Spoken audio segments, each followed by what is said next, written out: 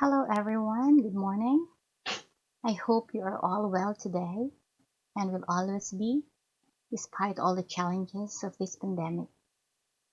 Today, we're going to discuss another Scottish ballad entitled Bonny Barbara Allan. Before we begin, let me ask you, have you ever fallen in love? If yes, how does it feel? Is it real that there are stars sparkling just for you and him? Or, if you have fallen in love, were you able to tell him or to tell her? Did he reciprocate?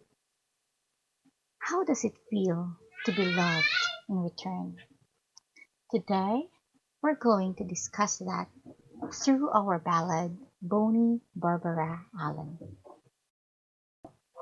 Bonny Barbara Allan is a traditional ballad that originated in Scotland during the medieval times.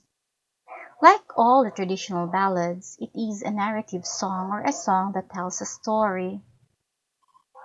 The stories directly put an emphasis on the climactic incidents. It strips away those details that are not so essential to the plot. In our case now, we will be talking about a woman who had rejected a lover because she was slighted and he had deeply hurt her feelings rather. The first occurrence of Barbara Allan is in the diary of Samuel Pepys in 1666. It was a time, or it was written in the diary, that Pepys was admiring and praising a certain woman after he had seen her perform. And in 1740, Alan Ramsay had compiled the different Scottish poems in a tea-table miscellany. And then it was included in Thomas Percy's Relics of Ancient Poetry in 1765. So that's basically the historical background, literary background of our Bonny Barbara Allan. And in 1960s, Simon and Garfunkel had rendered a more modern, as we put it, version of our Bonny Barbara Allan. And although it was sang in the 1960s, the feelings that it evokes are still the same as the ones that one would feel when one learns of a love that was lost. And so now we will continue to our poem. I hope you will continue to listen. Bonny Barbara Allan. The writer, of course, was not known. Remember, it was written in the medieval period. So let's begin. It was in and about the Martinmas time, when the green leaves were a-falling, that Sir John Graham in the West Country fell in love with Barbara Allan. Martinmas is the time near Christmas. Sometime in November, you could imagine that the green leaves were falling. So romantic, so magical.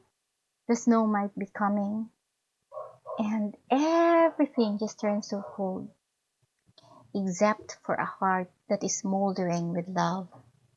So Sir John Graham, in that West Country, he had seen Barbara Allan. We don't know how Barbara Allan looked like, but we know that Sir John has fallen in love with her.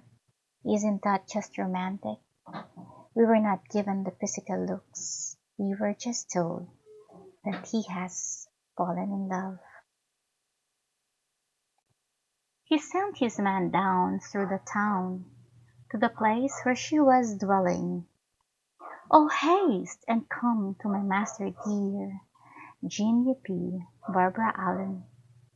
So she was escorted, she was asked for a visit by the man or by the liaison officer of Sir John. Don't you wonder why, instead of going to her himself, Sir John had actually sent a messenger? Isn't that funny? For someone who loves someone, you will use a bridge. The thing about this bridge, as they put it, is that the bridge is the owner, right? But in this case, it would have a different ending. Perhaps. Anyway, let's continue. Oh, Holy, Holy, rose she up to the place where he was lying. And when she drew the curtain by, young man, I think you're dying. So it says here, slowly, slowly, she went to his place, to the place where he was lying. So now we know why Sir John was not able to fetch her himself. He was lying. But what is quite heartless is the fact that once she drew the curtain, when she opened the window, the only thing she said was, young man, I think you're dying. Oh, you're dying. You're about to die. Can you imagine the reaction of Barbara Allan? Why is she like that? Why was she so mean? Why does she sound so stone-hearted? Was she hurt? Did he hurt her? Did she lose the love? Did he fail to show his love? So, we will continue so we would know the love story of the two. Oh, I'm sick and very, very sick. And 'tis for Barbara Allan. Oh, the better for me is never be, though your heart's blood were a spilling. So that's the reason why Sir John was not able to fetch her. He is sick, and he's very, very sick. Then he said, well, perhaps it's better because your heart's blood were a spilling. So she's having a high blood. She's very angry. The rawness of her anger and her angst is felt by Sir John. But why would she be so angry? Can she forgive? Is she willing to let go of the love just because of that anger? If it were you, will you forget the love that you have? If you really love that man, will you allow him to die? Oh, dinna you mind, young man, said she, when you was in the tavern a drinking, that ye made the health's way round and round, and slighted Barbara Allan? Oh, so that's it. Don't you remember, young man, she said, when you were at the tavern and wishing everyone good health? You have slighted Barbara Allan. Oh, he hasn't paid attention to Barbara Allan. Perhaps she was jealous because he was wishing everyone well. It's a tavern. Maybe some pretty women are also there. But then we would know, as he says. He turned his face unto the wall, and death was with him dealing. Adieu, adieu, my dear friends all, and be kind to Barbara Allan. Ah, perhaps he knows that he is sick, and that death is about to claim him. So when he was wishing everyone well, this must be what he had said to his friends. Goodbye, goodbye, all of you, my friends. When I am gone, please be kind to Barbara Allan. So it's as if she had asked, or he had asked the friends to look after the woman that he loves. But then, of course, this woman was too slighted to listen to reasons. And so we continue.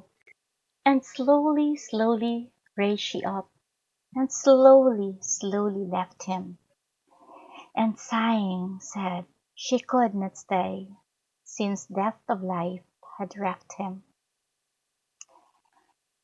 Ah, even if she had heard the reason of Sir John, she still left, slowly, slowly, so you can feel it, the slow dying of the heart, the slow letting go of love, and perhaps the retching pain of Sir John.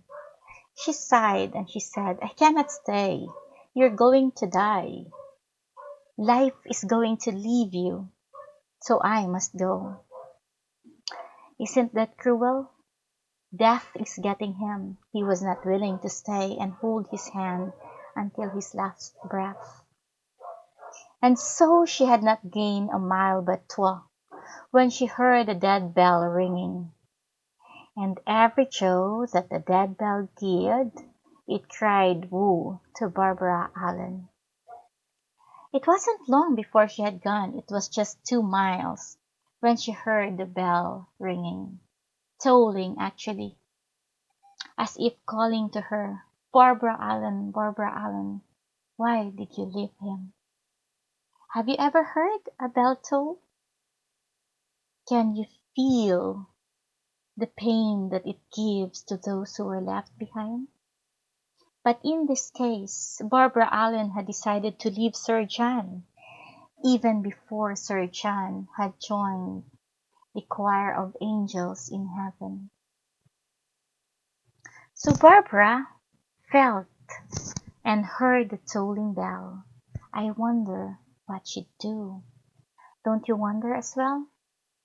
When you leave someone you love, or when someone you love leaves you? Oh, mother, mother, make my bed, and make it soft and narrow. Since my love died for me to die, I'll die for him tomorrow. OMG. So you see, she loves him, but she decided to be cruel. Maybe she was very jealous when Sir John was saying adieu to everyone in the tavern but to her. And even if she had known that is what Sir John was doing, she wasn't willing to forgive. What's worst? Perhaps she was afraid that he would die, so she had left him all alone and cold on a November day in his bed. But when she had heard the bells tolling, he knew, or rather she knew, that her heart can no longer survive neither. And so she decided by telling her mother, Mother, please make my bed. He died today for me, and he's someone that I love. Tomorrow, I'll die for him too. So can you imagine what happened? How is she so certain that she will die tomorrow? Do you think it was worth it? Was her decision correct to leave him behind? If it were you, will you hold the hand of that person you love until he takes his last breath? Or you will, as Bonny Barbara Allan did, leave them alone? Although we did not really know what happened before the tavern thing, perhaps they had a misunderstanding, and the jealousy was fueled by what she had seen in the tavern. But do you think what Bonny Barbara Allan is understandable? Was it okay that she listened to her green-eyed monster than listening to the own beat of her heart? Was there justice for her and for Sir John? And if it were you, will you do the same? And if you really love, will you allow someone to suffer as much as Sir John did, just so you could feel that you won? Another side of the coin would be, if you really love that someone as much as Bonny Barbara Allan did love Sir John, will you act like this spoiled brat and just listen to this pride? Or you too, as the one who was slighted, listen and apologize? Is a love as great as theirs, if it was indeed great, redeemable? Or in the end, any love that is fueled by anger and jealousy is meant to be destroyed? I only wonder in our age now, when we love, Are we willing to let go of the pride? Those are some of the questions that Bonny Barbara Allan can leave us. And hopefully, you too would be able to think of this. Answers vary from one person to another, but in the end, wouldn't it be nice to imagine how a great love could end if both sides were willing to listen? Speaking of listening, I hope you enjoyed Bonnie Barbara Allan, and also I hope you would support this channel by clicking the like and subscribe buttons as well as the notification bell. If you have questions, feel free to leave them in the comment section and we will try to answer them, and the audience are also encouraged to give their opinions or their ideas on the questions that were posted. So, ciao! I hope you find a love that is also great. Till next time.